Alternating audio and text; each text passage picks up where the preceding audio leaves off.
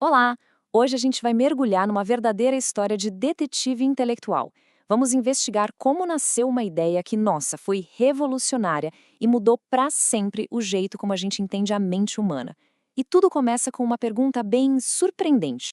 É isso mesmo. A nossa jornada começa com essa pergunta, um mistério que deixava os médicos do século XIX de cabelo em pé. Como é que uma coisa invisível, sabe, um pensamento, uma lembrança, podia simplesmente paralisar um braço ou até cegar uma pessoa? Era um quebra-cabeça que desafiava toda a lógica da medicina daquela época. Então, para a gente entender a grande sacada do Freud, primeiro a gente precisa voltar no tempo, entrar no mundo da neurologia do século XIX e conhecer o problema mais frustrante que eles tinham em mãos, a tal da histeria. Olha, para os médicos, a histeria era a mais enigmática de todas as doenças. Os sintomas eram muito reais, não tinha como negar. Mas, quando eles examinavam os pacientes, não encontravam absolutamente nada de errado no corpo. E o que acontecia? Muitos médicos simplesmente descartavam os casos, acusando os pacientes de fingimento. A situação era terrível. O descrédito era tão grande que não afetava só os pacientes, não. Afetava também os poucos médicos que ousavam se interessar pelo assunto. A simples ideia de que a mente por si só pudesse adoecer o corpo era algo radical demais. Impensável. E é exatamente aqui que entra em cena uma figura fundamental, um homem que ia mudar completamente o rumo de um jovem neurologista chamado Sigmund Freud. O nome dele? Jean-Martin Charcot. O interessante aqui são as próprias palavras do Freud. Dá para sentir o tamanho do impacto, né? Uma viagem que ele fez a Paris para estudar com Charcot não foi só uma viagem de estudos. Foi um verdadeiro terremoto intelectual que abalou todas as certezas que ele tinha até então. O que Charcot fez foi, de fato, revolucionário. Ele bateu o pé, insistiu que a histeria era um problema real e que merecia sim ser investigada cientificamente. Ele se via como um visuel, um homem que vê.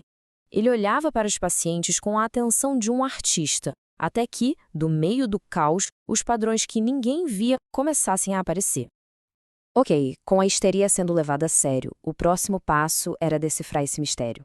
E foi aí que Charcot e depois Freud tiveram a primeira grande sacada. A ideia de que os sintomas não eram aleatórios, eles tinham um significado. Pois é, Charcot começou a usar a hipnose não só como uma terapia, mas como uma ferramenta de pesquisa mesmo, para desvendar os segredos da mente. E ele percebeu algo impressionante. Sob hipnose, ele podia tanto criar quanto fazer desaparecer os sintomas histéricos, com uma simples sugestão verbal. E aqui a gente vê o mecanismo que eles descobriram. É o seguinte: uma ideia, que nasce de um trauma, podia dominar o cérebro. Se a emoção forte ligada a essa memória não fosse liberada, sabe, pelo choro, pela raiva, pela fala, essa energia ficava presa. E essa energia psíquica acabava se convertendo, achando uma saída através do corpo, na forma de um sintoma físico. Então, o ponto crucial é este. A paralisia de um braço não era só uma paralisia. Era um símbolo, quase um hieróglifo do corpo para uma memória esquecida. O corpo estava falando, e a tarefa do médico era aprender a decifrar essa linguagem. Isso tudo nos leva a uma pergunta ainda mais funda. Se as memórias são tão poderosas, por que a mente esquece delas para começo de conversa? E aqui, a gente entra no coração do pensamento psicanalítico, a repressão. Todo mundo já passou por isso, né? Aquele nome que está na ponta da língua, mas que teima em não sair. Freud percebeu que esse esquecimento do dia a dia era uma pista fundamental para entender os esquecimentos muito mais profundos da histeria. E para ilustrar isso, Freud usou um exemplo dele mesmo. Um dia, numa viagem, ele tentou se lembrar do nome do pintor dos famosos afrescos de Orvieto, o Signorelli. Mas nada. O nome não vinha.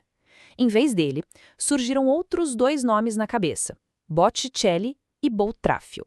Mas por quê? A análise que o Freud fez disso foi genial. Ele se deu conta de que, um pouco antes, ele tinha reprimido uma história que ia contar, sobre um tema que envolvia morte e sexualidade. E aí as peças se conectam. Olha só. O nome esquecido, signorelli, tem a palavra signor. Isso se ligou ao tema reprimido através da palavra alemã Herr, que também significa senhor e que estava escondida em Herzegovina. Esse tema reprimido meio que puxou o nome signorelli para o esquecimento. E os nomes que apareceram no lugar, Botticelli e Boltrafio, eles vieram de outras partes da história reprimida, da palavra Bósnia e de uma notícia de um lugar chamado Trafoi. Faz sentido, né? E isso nos dá a definição formal do processo. Repressão não é uma falha de memória, é uma defesa. A mente ativamente empurra para longe aquilo que é doloroso demais para ficar na consciência. É como um guardião que, na tentativa de nos proteger, acaba criando outros tipos de problema. Bem, com todas essas peças no lugar, o sintoma como um símbolo, a memória como a causa e a repressão como o mecanismo por trás do esquecimento, Freud tinha nas mãos a base de uma forma totalmente nova de explorar a mente humana. Ficou claro que não adiantava só tratar o corpo. Era preciso fazer um trabalho de escavação na mente, uma espécie de arqueologia da alma, para encontrar aquelas histórias que tinham sido, de certa forma, enterradas vivas. E essa metáfora do arqueólogo, usada pelo próprio Freud, é simplesmente perfeita. O psicanalista, junto com o paciente, vai removendo com cuidado as camadas de esquecimento para descobrir as ruínas de eventos do passado que, mesmo invisíveis, ainda estavam moldando o presente. E foi assim que nasceram os pilares da psicanálise. A descoberta radical de que nós não somos totalmente senhores em nossa própria casa, de que o inconsciente existe e nos governa de formas misteriosas. E talvez o mais importante, a esperança de que, através da fala, seja possível desenterrar essas verdades e, com isso, se libertar dos sintomas. E toda essa análise nos deixa com uma pergunta para refletir. A jornada de Freud, do consultório de neurologia até as profundezas do inconsciente, nos ensina que nada na mente acontece por acaso. E nos convida a pensar que histórias esquecidas por nós continuam a moldar quem somos hoje em dia. Agradeço a companhia nessa exploração.